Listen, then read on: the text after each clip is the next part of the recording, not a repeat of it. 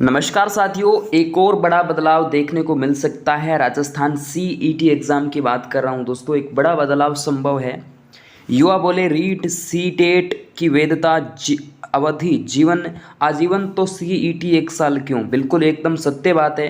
पहले आपको पता हो तो एक बात हुई थी कि सर सीईटी के अंदर नेगेटिव मार्किंग है, बाकायदा ये पात्रता परीक्षा है। तो वही बात रीट सीटेट जैसे एग्ज़ाम के अंदर भी पात्रता में नेगेटिव मार्किंग नहीं होती, लेकिन यहाँ क्यों? और वही बात यहाँ पर है कि सीईटी हर साल क्यों हो।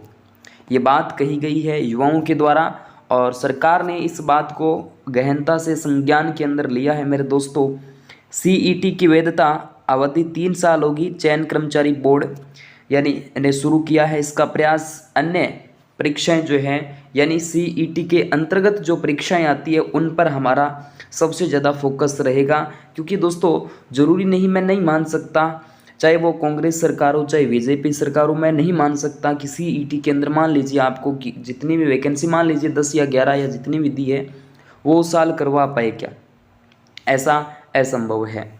देखिएगा, यहाँ समान पात्रता जो यानी सीईटी स्नातक स्तर और सीनियर सेकेंडरी लेवल के प्रमाण पत्र की अवधि 3 साल हो सकती है। हालांकि एक बात पीछे जो कांग्रेस सरकार थी उस टाइम 4 साल की बात हुई थी, लेकिन अब देखने वाली बात है कितना टाइम लगता है, क्या होता है।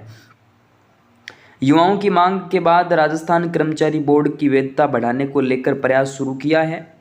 युवाओं का कहना है कि जब रीट सेटीट जैसी पात्रता परीक्षाओं के प्रमाण पत्र की वैधता आजीवन है तो इस सीईटी वैधता 1 साल क्यों है? सीईटी के पात्रता प्रमाण पत्रों की अवधि 3 साल या इससे अधिक की जाए ताकि युवाओं को राहत मिल सके। वर्तमान में 1 साल सीईटी वैधता होने से न केवल युवाओं के हर साल परीक्षा गुजरने की नौबत आती, बल्कि परीक्षा आयोजन को लेकर चयन बोर्ड को भी कई तरह की परेशानियों का सामना करना पड़ सकता है, और ये बात सत्य है बिल्कुल। इसे देखते हुए चयन कर्मचारी बोर्ड भी अपने स्तर पर जो है प्रयास शुरू कर रहा है, जुटेगा कि सीईटी वैधता की जो है। दरअसल देखो, सीईटी प्रमाण पत्र के अवधि इसका परिणाम जारी होने के 1 साल तक रहती है। अगर 1 साल में कोई भर्ती नहीं निकलती तो प्रमाण पत्र की वैधता ऑटोमेटिक ही खत्म हो जाती है। मतलब इसका फ़ायदा ना तो सरकार को हुआ मुझे लग रहा है और ना विद्यार्थी को हुआ, तो कुछ नहीं सुनने पड़े हैं। इसके बाद देखिएगा दोस्तों, सीईटी में शामिल भर्ती तब तक नहीं निकल सकती जब तक कि फिर से सीईटी का आयोजन नहीं हो पाता। और ये एक दूसरा बड़ा नुकसान है, ये ध्यान देना पड़ेगा कि सीईटी की वैधता है तभी आप भर्ती निकालेंगे, तभी। अगर वो 1 साल वाला सिस्टम खत्म हो तो फिर तो कोई दिक्कत नहीं है ना, 3 साल के अंदर तो निश्चित रूप से भर्ती आएगी। इससे युवा भर्तियों का इंतज़ार करते रहते हैं, साथ ही हर साल जो है युवाओं को सीईटी देना नहीं पड़ता है। अब बात करते हैं कि सीईटी में लाखों अभ्यर्थी शामिल हैं, 1 साल की वैधता बहुत कम है। 1 साल के भीतर में शामिल कोई भर्ती अगर नहीं निकली तो फिर भर्ती से पहले सीईटी का आयोजन करवाना ज़रूरी होगा। इससे अभ्यर्थी बैठे रहेंगे जो पहले बैठ चुके हैं, यानी हर साल लाखों अभ्यर्थियों के हिसाब ने परीक्षा की तैयारी करनी होती है। अगर इसकी वैधता 3 साल या इससे अधिक हो जाए तो सीईटी की परीक्षा में अभ्यर्थियों की संख्या कम रहेगी और व्यवस्थाओं में बोर्ड का जो आपका संसाधन बच सकेगा। ये बात भी एकदम सत्यता है।